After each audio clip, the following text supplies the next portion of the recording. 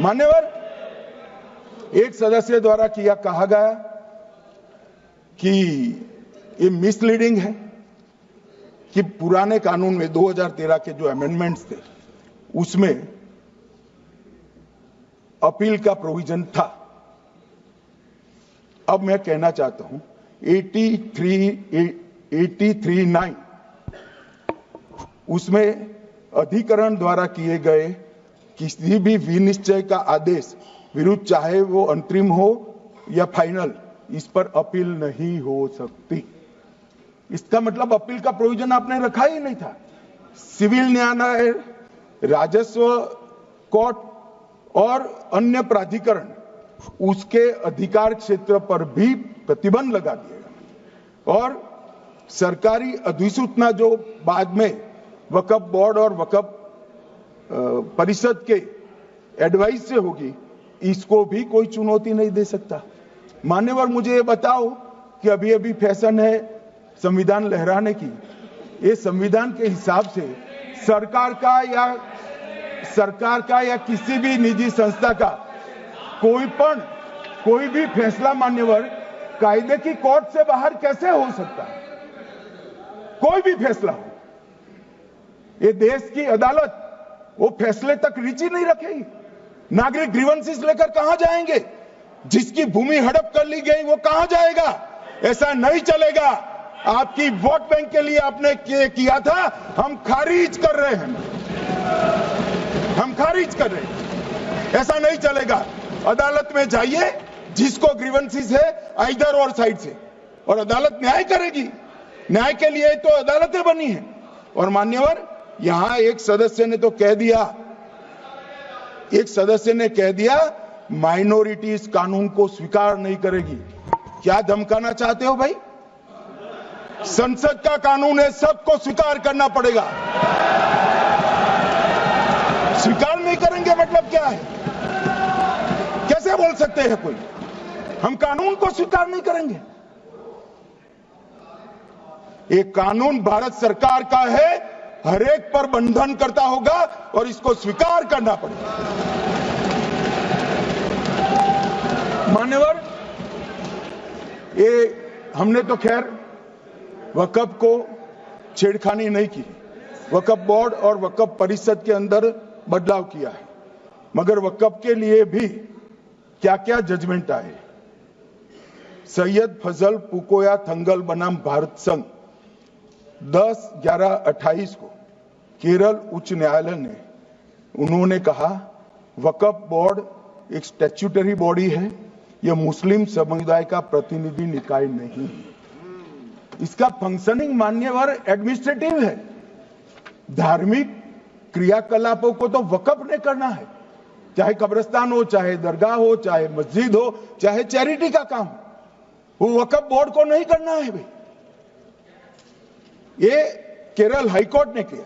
Allahabad high court ने भी, उसने तो मुतवल्ली तक भी कहा है, मगर हम मुतवल्ली तो जो धर्म का है वही रखेंगे।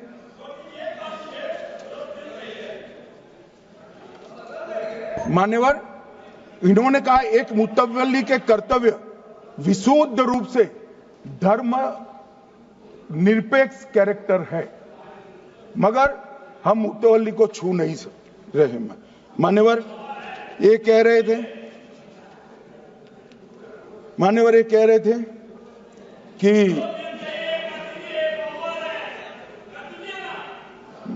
मान्यवर ये कह रहे थे कि कोई गड़बड़ियां नहीं हुई।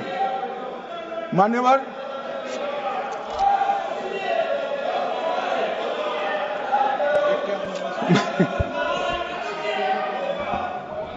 मान्यवर 2013 में अन्यायी कानून आया। भाई करने थोड़ा शांत हो जाइए।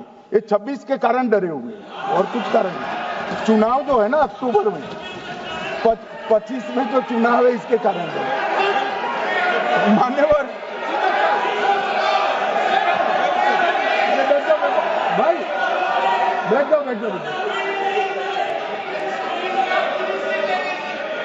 मान्यवर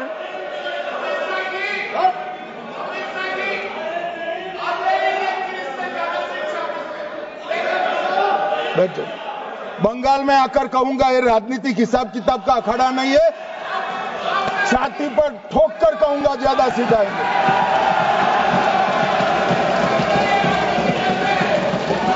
मान्यवर 2013 के, अरे बैठ जाओ वकील साहब बैठ जाइए। मान्यवर 2013 में जे वो भी रिपीट होने वाले हैं। मान्यवर 2013 में बैठ जाओ। मान्यवर 1913 से लेकर 2013 तक 1913 से 2013 तक वक्फ बोर्ड का कुल एकड़ में भूमि सब वक्फ का मिलाकर 18 लाख एकड़ था। मेरी विनंती है सभी सदस्य इसको ध्यान से सुनिए। 1913 से 2013 तक 18 लाख एकड़ और 13 से 25 तक एक कानून बनने का परिणाम क्या आया और नई 21 लाख एकड़ भूमि बढ़ गई। अब मान्यवर 39 लाख एकड़ जो भूमि है उसमें 21 लाख एकड़ 13 के बाद है। अब ये कह रहे हैं कि इसका दुरुपयोग नहीं हो रहा है मान्यवर। और लीज पर दी गई संपत्तियां 20,000 थी और 25 में रिकॉर्ड के हिसाब से, हो सकता है गलत भी हो सकता है, रिकॉर्ड्स के हिसाब से शून्य हो गई। तो मान्यवर संपत्तियां कहां गई? मान्यवर बेच दी गई। किसकी संपत्ति से, किसकी परमिशन से बेचा? मान्यवर मैंने पहले ही कह दिया कि केरल और देश भर के Catholic bishop council, Catholic bishop conference of India, Catholic Congress Kerala, भारतीय कैथोलिक धर्मगुरुओं की महासभा, केरल चर्चों की संयुक्त परिषद, कैथोलिक कांग्रेस केरला, ये सब ने इस बिल का समर्थन करा है और कहा है अन्यायी 2013 का सुधार। हम अकेले नहीं कह रहे मान्यवर। और मान्यवर इसी एक्ट में हमने एक बात कही कि जो योगदान था वक्फ बोर्ड का वो 7% से घटाकर 5% कर दिया। मान्यवर अब ये जो कह रहे हैं ये मुसलमान भाइयों के हित में कह रहे हैं जिसका विरोध कर रहे हैं या अहित में? अगर 7 से 5% हमने कम किया तो कहां जाएगा? वो वक्फ में रहेगा। वक्फ बोर्ड का कम किया है। जो मस्जिद चल रही है उसको हमने 2% बढ़ाया है। ये उल्टा समझ रहे हैं मान्यवर। ये बिल जमीनों की सुरक्षा प्रदान करेगी मान्यवर। किसी की जमीन अब घोषणा मात्र से वक्फ नहीं बनेगी, उसको प्रोटेक्शन मान्यवर। पुरातत्व विभाग और एएसआई की जमीन को हम सुरक्षा देंगे। आदिवासी भाइयों की शेड्यूल 5 और शेड्यूल 6 की जो जमीन है वो सुरक्षित हो जाएगी। निजी संपत्ति जो आम नागरिकों की है वो भी सुरक्षित हो जाएगी। और वक्फ करने के लिए स्वामित्व को दान तो साहब अपनी संपत्ति का ही कर सकते हैं, गांव की संपत्ति का दान नहीं कर सकते। तो वक्फ निजी संपत्ति से ही स्वामित्व के बगैर नहीं हो पाएगा। इसमें पारदर्शिता लाने के लिए सूचना की प्रक्रिया को दाखिल किया गया है। वक्फ बोर्ड की वक्फ की जो संपत्ति घोषित करने की अधिकार थे उसको समाप्त कर दिए। कलेक्टर से सर्टिफाइड कराना पड़ेगा और नए वक्फ पारदर्शी तरीके से पंजीकृत भी करने पड़ेंगे। रजिस्ट्रेशन के बगैर कोई संस्था नहीं चल सकती। और मुस्लिम ट्रस्ट अब तक के जो है उसको हमने इस जो माफ करना, कई सारे ऐसे मुसलमान भाई हैं जो वक़्फ़ के कानून को अंदर दायरे में आना नहीं चाहते। मुझे मिले थे वोरा समाज वाले, वोरा समाज है, अहमदिया है, कई सारे ऐसे समुदाय हैं, सिया भी है, पसमंदाओं के भी कुछ ट्रस्ट हैं। वो सभी को मैं एक आनंद का समाचार देना चाहता हूं, अब मुसलमान भी ट्रस्ट एक्ट के अंदर अपना ट्रस्ट रजिस्टर करा सकता है।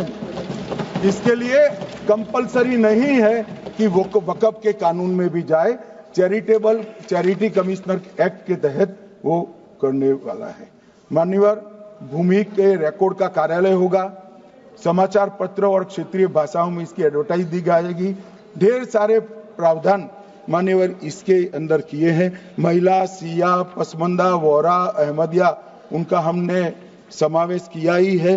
और उन्होंने कहा, मैं सुन रहा था, मान्यवर एक फैशन हो गई, राम जन्मभूमि का मंदिर बनाने की बात आई तो इस देश के अंदर खून की नदियां बह जाएगी, मुसलमान रोड पर आ जाएगा, मुसलमानों का ये हो जाएगा, वो ट्रिपल तलाक, फिर से डर, सीए आया कि मुसलमानों की नागरिकता चली जाएगी।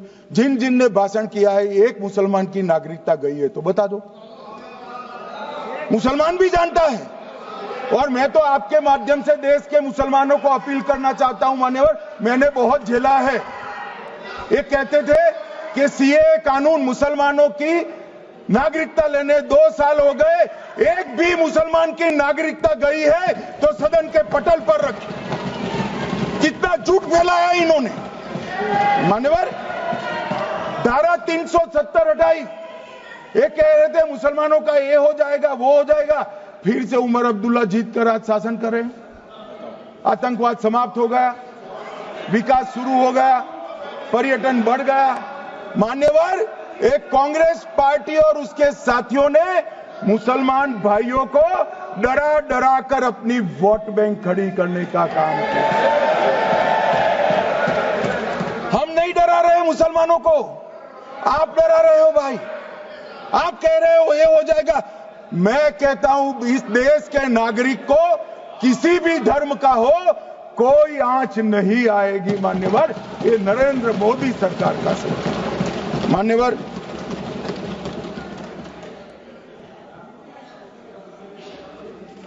इनको मान्यवर ना पिछड़ों की चिंता है ना मुसलमानों की। ये सालों से जातिवाद और तुष्टीकरण इसके आधार पर काम करते हुए आए हैं और जातिवाद और तुष्टीकरण की राजनीति कर कर अपने परिवार की पॉलिटिक्स को आगे बढ़ाए हैं।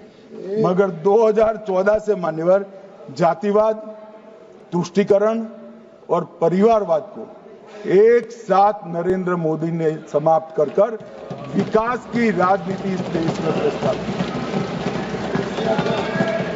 पॉलिटिक्स ऑफ परफॉर्मेंस, परफॉर्म करिए और चुनकर आइए।